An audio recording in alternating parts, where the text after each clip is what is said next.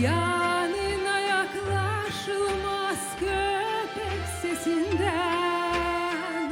Ne güzel oğlan yalabık çoban.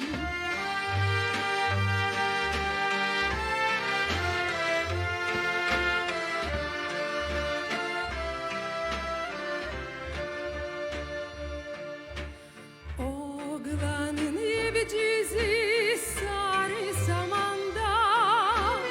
Oğlanın ibcizi sarı samandan. Göremedim ben seni tozdan dumandan. Ne güzel oğlan yalabık çoban. Göremedim ben seni tozdan dumandan. Ne güzel oğlan yalabık çoban. Oğlan oğlan kal gidelim. Oğlan oğlan kal gidelim.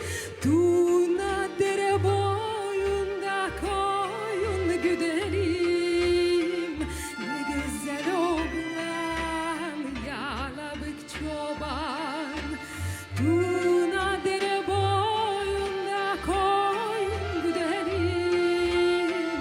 Ne güzel oğlan yalabık çoban.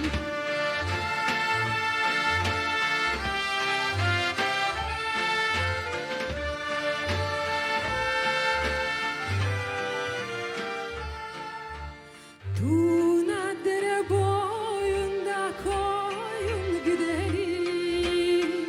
Ne güzel oğlan yalabık çoban.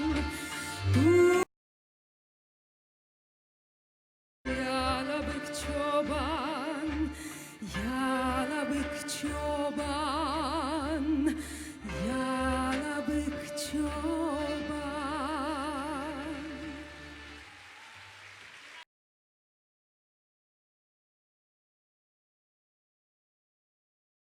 Tuna dere boyunda koyun güdelim. Ne güzel oğlan yalabık çoban.